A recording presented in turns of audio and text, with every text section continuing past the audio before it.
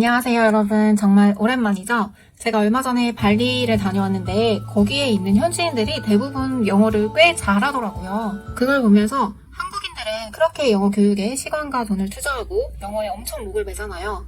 그럼에도 불구하고 영어를 잘하지 못하는데 도대체 무슨 차이가 있을까 이런 생각을 하게 됐어요. 그리고 제가 생각하는 이유 3가지를 여러분들과 함께 공유를 해보려고 해요. 첫 번째는 영어를 의사소통 수단이라기보다는 공부라고 생각하는 거. 여러분들 영어를 잘하고 싶다고 생각하면서 뭐예요? 먼저 토익 공부를 시작하거나 영어 교재를 막 알아보죠. 그러다가 제 채널 그래머인 뉴즈를 발견하신 분들이 많을 거고요. 제가 학교 다닐 때 영어를 잘하는 건 즉 영어 시험을 잘 보는 거. 그죠? 그래서 학교 학원에서는 주로 문제풀이 위주로 공부를 했어요. 그런데 요즘 아이들을 봐도 그냥 그런 학원을 다니고 학습지 풀고 그러더라고요. 언어는 의미를 전달하는 말, 그리고 이거를 연습해야 되는 건데 아직도 많은 사람들이 그냥 책으로 공부하면 된다고 생각을 하는 것 같아요.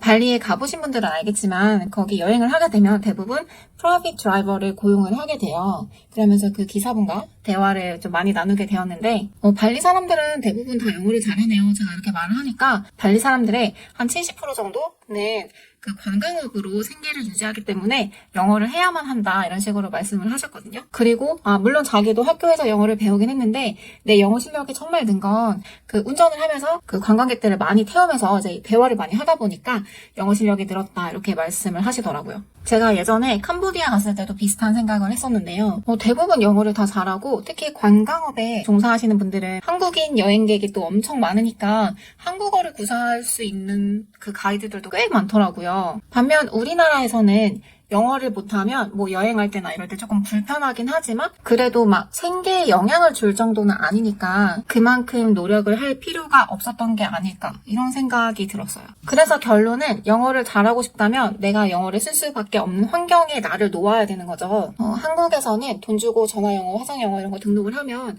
그래도 강제적으로 어느 정도 내가 이제 영어를 쓸 수밖에 없게끔 그런 상황에 이제 도와주는 거죠. 그리고 이제 외국에 가면 어학연수, 유학, 워홀 이런 거 가면 한인 커뮤니티에 의존을 하지 않고 내가 그 나라 언어를 최대한 쓸 수 있게끔 자기 자신을 엄청 통제를 해야 돼요. 요즘에는 어딜 가나 한국인들이 참 많기 때문에. 그런데 또 전화영어, 화상영어 이런 거를 열심히 꾸준히만 한다고 해서 내 영어 실력이 막 느는 건 아니거든요. 이거를 이제 효과적으로 전화영어, 화상영어를 활용할 수 있는 방법이 궁금하신 분들은 댓글로 남겨주시면 제가 다른 영상을 또 한번 준비해 볼게요. 두 번째로는 우리가 완벽해야 된다는 생각, 실수를 굉장히 두려워합니다. 제가 외국인들과 대화를 나누다 보면요. 가끔 저도 모르게 이제 그래머 위주를 하도 많이 보다 보니까 이거 책에서 나왔던 건데 저거 문법에 맞지 않는 말인데 이런 식으로 생각이 들 때가 가끔 있어요. 그런데 그들은 아주 자연스럽게 말을 하고 의미도 잘 전달이 되기 때문에 굉장히 영어가 유창하게 들리거든요. 반면에 한국인들은 문법을 제법 잘 맞춰서 그래도 의미도 전달되게끔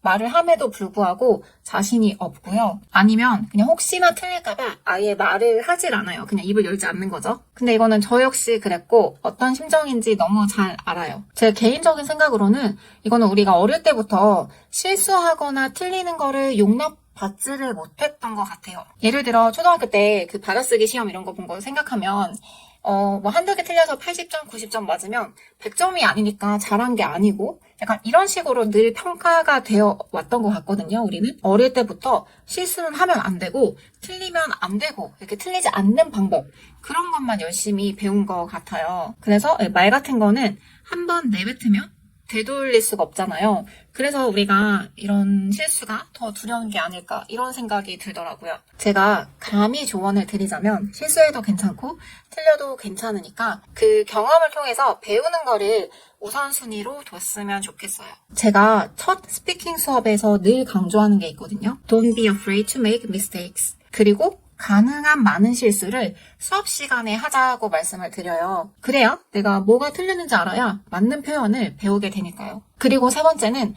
문법이나 공식에 너무 집착을 한다는 거예요. 우리 한국인들은 시험에 굉장히 특화돼 있죠. 수능 준비하면서 주어, 동사, 목적어 이런 거 막 필기하면서 공부하는 거에 너무 익숙하고 이 단어를 보면 이거 이런 식으로 공식, 법칙 이런 거를 굉장히 좋아해요.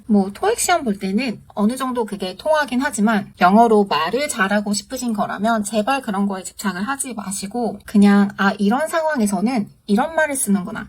통째로 기억을 하는 게 훨씬 도움이 돼요. 예를 들어 지금 한국에 있는 제 아유시 남편이 가장 많이 듣는 말이 뭘까요?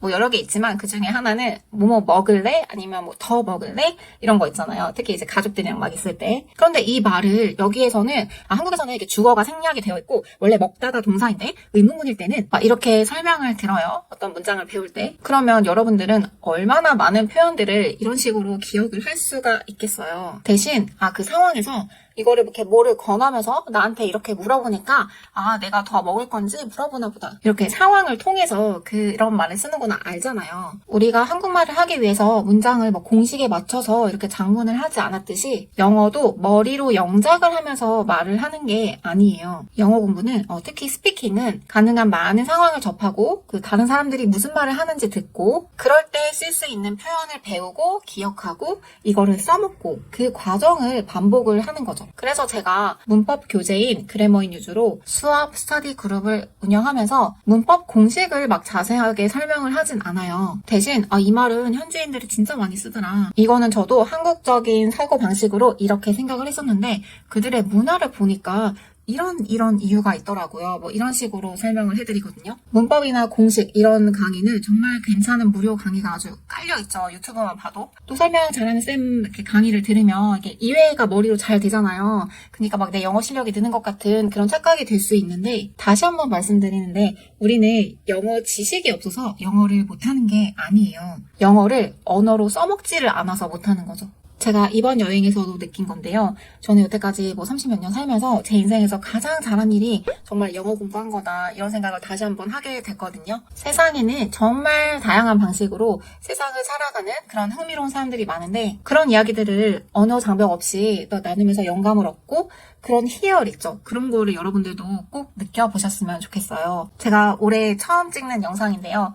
작년 연말쯤에 라이브 하면서 구독자 여러분들 만날 계획도 하고 뭐 막 그랬었는데 혹시 블로그를 통해서 확인하신 분들도 있겠지만 그간 많은 일들이 있었어요. 제가 약 4개월 뒤 8월에 엄마가 될 예정이에요. 그래서 그래머인 유주랑 그런 다른 스피킹 수업 이런 것들 출산 전 마지막 수업을 곧 런칭할 예정이에요.